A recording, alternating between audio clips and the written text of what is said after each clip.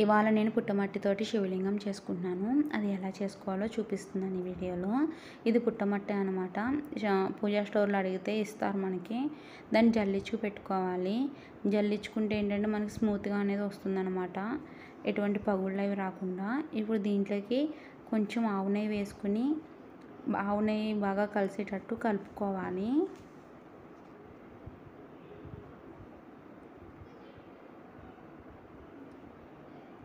ఈ విధంగా కలుపుకున్న తర్వాత మనం వాటర్ని కొంచెం కొంచెం కింద వేసుకుని కలుపుకోవాలి. ఎందుకంటే ఈ మట్టిలో ఎక్కువ వాటర్ అనేది పట్టదు మనకి. చూసుకుని వేసుకోవాలి. మళ్ళీ జారుగా అయిపోతుంది ఎక్కువైతే. వాటర్ కొద్ది కొద్దిగా వేసుకుని కలుపుకుంటూ ఇలా ఒక ముద్దలా చేసుకోవాలి. ఇప్పుడు ఈ ముద్దని మనం 3 భాగాలుగా చేసుకుంటున్నాను నేను. ఒకటేమో నందీశ్వరుడికి, అలాగే లింగానికి కింద బేస్ ఉంటుంది కదా లింగానికి, అది చేసుకోవాలి. అందుకు 3 పార్ట్స్ కింద డివైడ్ చేశాను. ఇప్పుడు ఈ విధంగా మట్టిని చాలా మెత్తగా మెదుపుకుంటూ మనం కిందది బేస్ అనేది చేసుకుంటాము.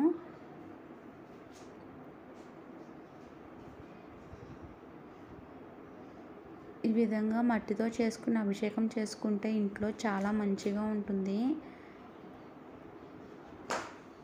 దీన్ని మనం అభిషేకం అయిన తర్వాత మనం మామూలుగా నీటిలో పెట్టి నిమజ్జనం కింద చేసేసి మొక్కలకి వేసుకోవచ్చు ఆ మట్టిని. ఈ విధంగా చివర షేప్ ఇవ్వాలి. ఇలా పగుళ్ళు వచ్చినాయి కదా, దానికి కొంచెం వాటర్ తడి చేసుకుని ఏళ్ళకి ఇలా సరి చేసుకుంటే మనకి పగుళ్ళు అనేవి రావన్నమాట. ఇలా సాఫ్ట్గా వస్తుంది. ఆ మధ్యలో అదేమో లింగం పెట్టడానికి. అలాగే వెనక సైడ్ కూడా మనకి పగుళ్ళు వస్తే ఈ విధంగానే వాటర్ తోటి మనం సాఫ్ట్ చేసుకోవాలి.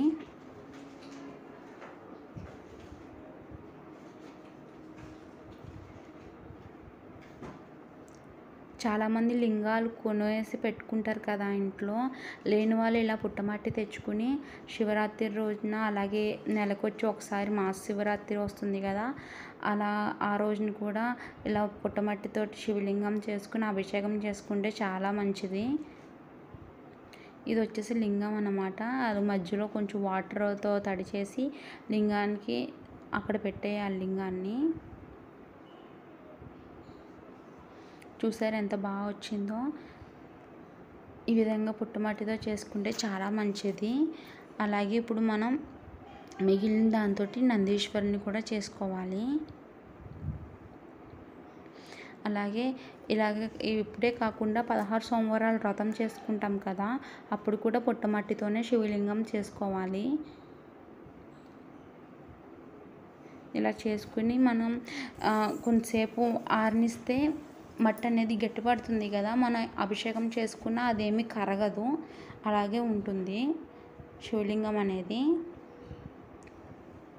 మళ్ళీ తర్వాత మనకు అభిషేకం అయ్యన్న అయిపోయిన తర్వాత నీటిలో నిమజ్జనం చేసుకుని ఆ మట్టిని మనం మొక్కలకి వేసేసుకోవచ్చు.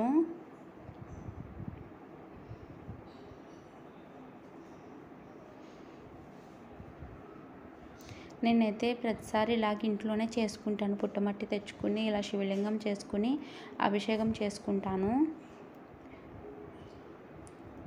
ఈ విధంగా చేసుకుని ఒక అరగంట ఆరనిస్తే సరిపోతుంది. మనకి అభిషేకానికి శివలింగం అనేది రెడీ అయిపోయింది. ఈ వీడియో కనుక నచ్చితే లైక్ చేసి, షేర్ చేసి, సబ్స్క్రైబ్ చేయండి. Thanks for watching.